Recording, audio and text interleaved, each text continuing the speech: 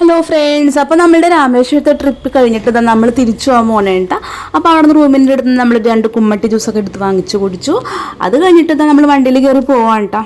ഇതാ പോകുന്ന വഴിക്ക് ചിലപ്പോൾ നമ്മൾ പോകുന്ന വഴിക്കായിരിക്കും, അല്ലെങ്കിൽ റിട്ടേൺ പോകുന്ന വഴിക്ക് പാമ്പൻപാലത്തിൽ നിർത്തിയിട്ട് പോകാറില്ല കേട്ടോ. അത് നമ്മൾ മാത്രമല്ല, എല്ലാ ടൂറിസ്റ്റ് വാഹനങ്ങളും അവിടെ നിർത്തിയിട്ട് പാമ്പൻപാലത്തിൽ ഒന്ന് ജസ്റ്റ് നടന്ന് ഫോട്ടോസും വീഡിയോസൊക്കെ എടുത്ത് അത് കണ്ടിട്ടൊക്കെ പോകാറില്ല കേട്ടോ. ഇവിടെ നിന്ന് നമ്മൾ താഴേക്ക് നോക്കുമ്പോൾ ആ ബീച്ചിൻ്റെ വ്യൂ നല്ല അടിപൊളിയാണ് കേട്ടോ. പ്രത്യേകിച്ച് ഈ ബീച്ചിൻ്റെ കളർ തന്നെ നിങ്ങൾക്ക് കാണാൻ പറ്റില്ല, എന്നാൽ ഒരു ലൈറ്റ് ഒരു ബ്ലൂ ഗ്രീനിഷ് കളറാണ് കേട്ടോ. അപ്പോൾ നമ്മളുടെ വണ്ടിയിലുള്ള ആൾക്കാരൊക്കെ ഇറങ്ങി നടക്കണേ കേട്ടോ, നമ്മുടെ ബീച്ചിൻ്റെ പാമ്പൻപാലത്തിൻ്റെ ഭംഗിയൊക്കെ ആസ്വദിച്ച്. അപ്പോൾ നിങ്ങൾക്ക് താഴെ കാണാൻ ഇവിടെ മീനൊക്കെ ഉണക്കാൻ ഇട്ടേക്കണത് കാണാം കേട്ടോ. കൂടുതലും ഇവിടെ എന്താ പറയുക, മത്സ്യബന്ധനമുള്ള ഇവിടുത്തെ മെയിൻ. അപ്പോൾ ഇതാ മീനൊക്കെ ഒരു ഉണക്കാനിട്ടിട്ടുണ്ട്, ബീച്ചിൻ്റെ സൈഡിൽ തന്നെ ഉണക്കാനിട്ടിട്ടുണ്ട്, ബോട്ടും കാര്യങ്ങളൊക്കെ കിടക്കുന്നുണ്ട്. അപ്പോൾ നല്ല അടിപൊളി വ്യൂ ആണ്.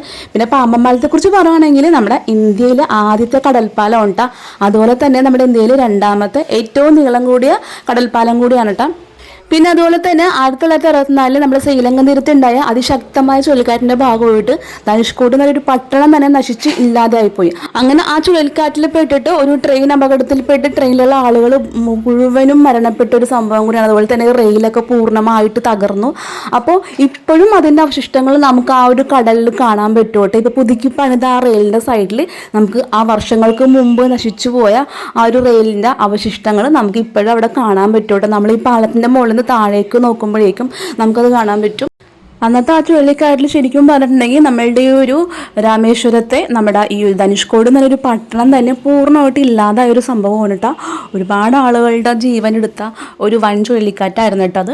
അപ്പോൾ ഇതാ ഞങ്ങൾ ഇറങ്ങിയവർ എല്ലാവരും എന്താ കുറച്ച് പമ്പാലത്തിൽ നിന്ന് സെൽഫിയൊക്കെ എടുത്ത് അതിനുശേഷം എന്താ അപ്പം നമ്മൾ താഴേക്ക് നോക്കുമ്പോഴുള്ള വ്യൂ കണ്ട നമ്മൾ ഡ്രോണിൽ നിന്നൊക്കെ എടുക്കുന്ന പോലെ തന്നെ നല്ല പച്ചപ്പും കടലിൻ്റെ കളറാണ് ഇവിടുത്തെ ഹൈലൈറ്റ്. നമ്മുടെ നാട്ടിൽ കാണുന്ന കടലിൽ നിന്നും ഒരുപാട് ഡിഫറൻ്റ് ആണ് ഇവിടെ ധനുഷ്കോടിയിൽ എത്തുമ്പോൾ ഒരു കടലിൻ്റെ കളറ് തന്നെ സൂപ്പറാണ് കേട്ടോ.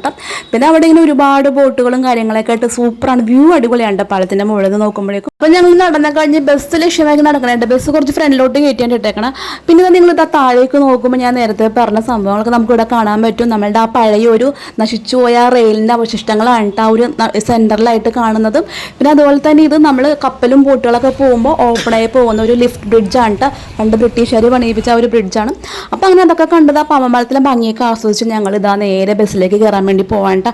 അപ്പോൾ ഓക്കെ, ടാറ്റാ, സീ യു, അടുത്ത വീഡിയോ ആയിട്ട് കാണാം, ടാറ്റാ.